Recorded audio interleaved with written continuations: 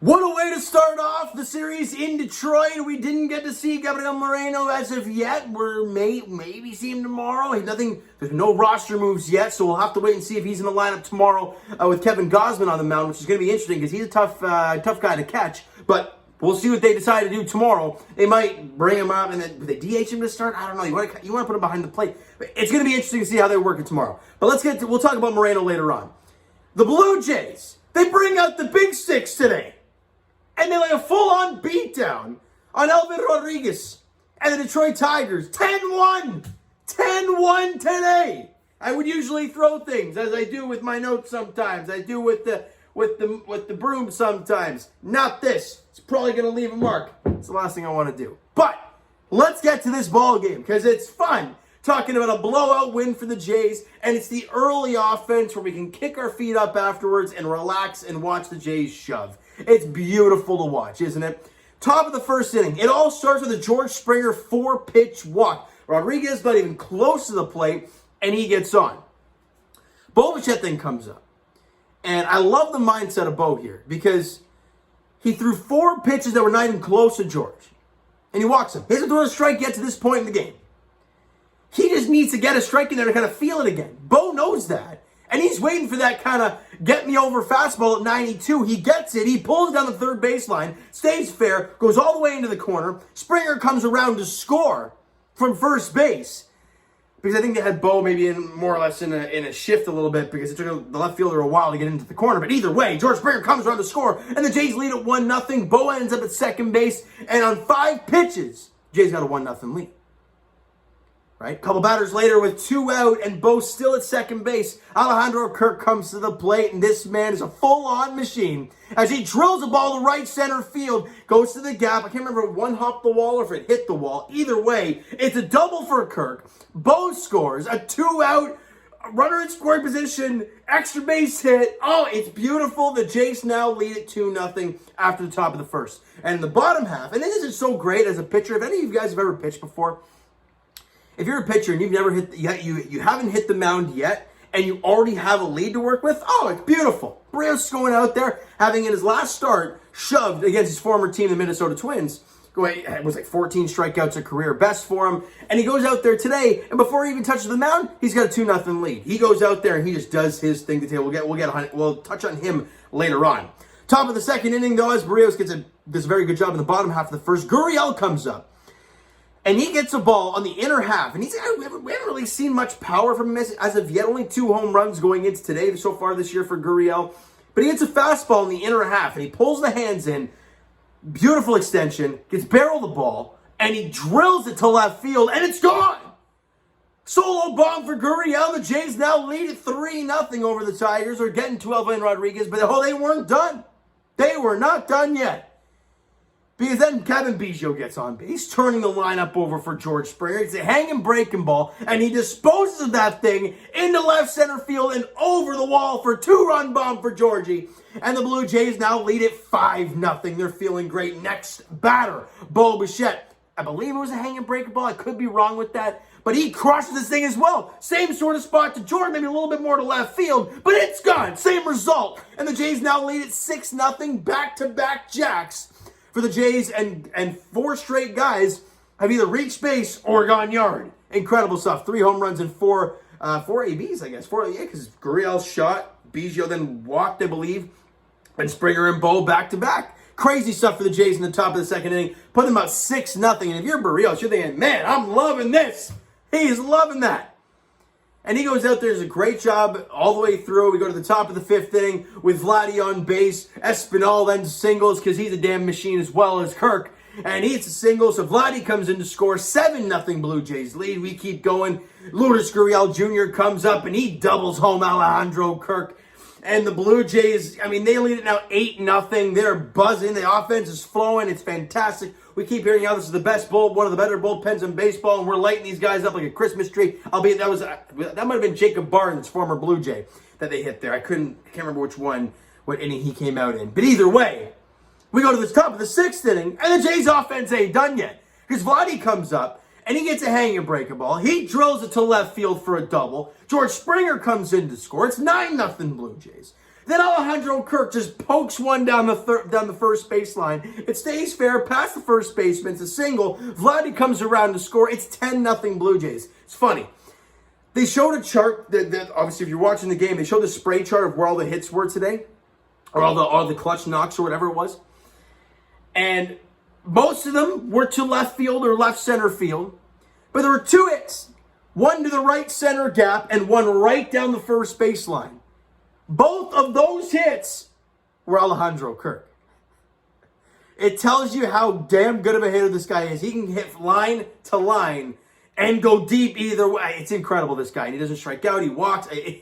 Guy's a machine at the plate. He might be hitting around 330 now with the 2 for 4. I think he was hitting 322 going into today, but he was awesome. And then the bottom of the 8th inning got a little hairy for Jose Berrios with a base loaded 1 out, and Willie Castro comes on to pinch hit after Gausman fouls it off him at his knee and leaves the game. And Castro hits a deep fly ball to right center. And I'm thinking to myself, this is not going to be a grand slam and make Berrios' line look skewed. Please don't do it. Hernandez makes the catch. It's a sac fly. Torkelson scores on the play, making it 10-1. But Berrios gets out of it, and that's the end of the inning. So, thank God his line was prevailed, but it looked great because he was great through 7 innings. Struggled a little bit in the 8th inning, but was absolutely phenomenal through 7. And ends up going 8 innings of 1-run ball to Jose Berrios. He was absolutely spectacular. We'll touch on that in a second. But offensively, man, the Blue Jays went crazy today. 15 hits total for the boys and 8 strikeouts total. George Springer, look, they made quite a few mistakes to him today, but he made them pay for every single one. 3 for 3 for George, 3 runs scored, 2 RBIs, a home run, and he walked once. He didn't get out, got on base all 4 times he came to the plate. It was a triple away from the cycle as well. Bo Bichette continues to play extremely well. He is finding it now. 2 for 4 in the game today with 2 runs scored, 2 RBIs, and the home run that he hit as well. He was great. And Vladdy, as much as the ground balls are still there, his 3 outs were ground ball outs today. But the 2 hits that he did have was a ringing, technically it was a ground ball, but he pieced this thing up really well between short and third. That was the single that he had. And then the double was a hanger that he didn't miss, and he belted into left field. So, 2 good signs. He still does not look like himself, though. But, again, you'll take it from what you can get from Vladdy as of right now, the way he's struggling at the plate. Alejandro Kirk, him and Espinal. Those are guys that people continue to forget about. Oh, George Springer, Teoscar Hernandez, Bo, Vladdy. Got to get those guys out. And then you get down to Kirk and Espinal, and you're like, what the hell? This guy's hitting 330. What the hell? This guy's hitting 3. What the hell's going on here? And they're going up there. Kirk goes 2 for 4 today with a run scored, 2 RBIs, and ends up getting hit just about his back wrist that he got hit on. So he seemed okay, though. He shook it off and went right back out there. He got hit and Charlie Bat went to first base. No problem. Charlie didn't come out and check, so he's okay there. Espinal went 2 for 5 today with an RBI, so he was great. And I wrote down Kevin Gausman. And the reason I did is because he went 1 for 4 today with a run scored. He also walked once. We got on base 2 of the 5 times he came to the plate. The walk was great. I mean, when he's drawing walks, he's dialed in. But the one hit that he had, and he was 1 for 4, he battled that count. It might have been a 1-2 count. He battled to make it 2-2 or even 3-2. And then he fights a pitch off in the inner half and drops it into center field for a base hit. And I'm like, that's a really good at-bat for Kevin Gausman. I know a lot of people hate on him, and rightfully so, because he hasn't really been great. But over the since he's come on back off the IL, he's been great. Remember Jays fans when he was hitting like 30? Like 0.30, like 30. It was bad. It was right. It was really bad. Or 0.030. It was bad. It was awful. Now he's hitting like a $180, $190. Since he's come off the IL, he's hitting like 350. Right? So he's really starting to find himself again. In the 9 hole, if you're going to start doing stuff like that, fine by me. If my number 9 hitter is getting on base 2 of the 5 times he's coming to the plate, and my number 8 hitter, Gurriel, is getting on base 2 of the 5 times he comes to the plate, that's going to turn the lineup over for Springer, Bo, Vladdy, Teo, and you can keep going down the list. It does wonders. That's why the Jays 2015 team was so good, because their bottom lineup, they just got on base. And you turn the lineup over to the gauntlet at the top. That's why it was so good. That's a great job from the Blue Jays today offensively, of course. Jose Berrios, stellar. Yes, I get it. Not a great offense in Detroit. Do you think I care? Do you think he cares? No. He was scheduled to go out there today. He went out there, and he shoved. 8 innings, allowed 5 hits, 1 run, struck out 5, only walked 1 guy. We were all debating that complete game, but that 8th inning, that pitch count really rose, and he had over 100 pitches in that 8th inning. But he was spectacular, back-to-back outings, and it was a road really good performance for Jose Berrios, which I'll be going into the game. We saw the numbers, a 3 ERA on home soil in Toronto, but on the road, it's an area of 7. Gives me a lot of Drew Hutchison vibes from years past, where he was great at home, abysmal on the road. And so far, Berrios is like that, except today, 8 innings of 1-run ball. Great stuff from Jose. Back-to-back really nice starts for him, and he was spectacular. Jeremy Beasley came out in the 9th inning and closed it out, went an inning, no hits, no walks, no runs, no strikeouts, just a clean job for him, and the Blue Jays won it 10-1. So they open up the series with a W, which is always what you want to see. Game 2 goes for the Blue Jays and Tigers tomorrow afternoon, or I guess early evening. Gausman goes for the Blue Jays, and Bo Brewski takes the ball for the Tigers. A 4-10 first pitch there. And Brewski's 0-5 with a 4.93 ERA. That's pretty bad. So the Blue Jays had to go out there and they had to do a job. And the question is, there's lots of question marks going in tomorrow. For one, it's Kevin Gausman to figure it out. We obviously know what happened against the Minnesota Twins, possibly tipping pitches. They were laying off his splitter a ton. He had to go away from it. Definitely wasn't himself in that game.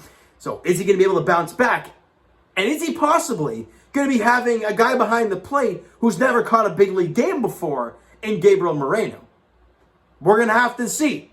I'm jacked up to watch this guy play. If you haven't checked out the little interview that I had with him on the Blue Jays Center Instagram page, you got to scroll way down in the IG Lives. But it is down there. It is down there. So go check that out, guys. And if he's in the lineup tomorrow, it's going to be pretty cool for myself. Being able to talk to him, Alec Manoah in the past, be really, really nice. All right, so with the dub, the Jays are now 34-23, and they look for win number 2 in a row and look for at least another Series W tomorrow afternoon. All right, so you know what, guys? That is going to do it for this one. If you enjoyed the video and enjoyed the game this evening, smack that like button. Do appreciate that. Hit the subscribe button. You guys not already. Comment down below. Thoughts on the video, thoughts on the game. Would you like? Would you not like from today's game for the Toronto Blue Jays? The Twitter link is down below, so follow up, send medium, do that great stuff. The Instagram link is also down below, so follow up there if you guys have not done so already. And I will talk to you guys, Jason, of course, tomorrow, as the Blue Jays are in Detroit for Game 2 of the 3-game set against the Tigers. 4-10 first pitch there. Kevin Gausman gets the ball for the Blue Jays. Bo Brewski gets the ball for the Tigers. All right, and possibly Gabriel Moreno debut tomorrow. We'll have to wait and see. All right, so thank you guys so much for listening and watching. I hope you enjoyed the video and definitely the ball game today. We'll talk to you guys then.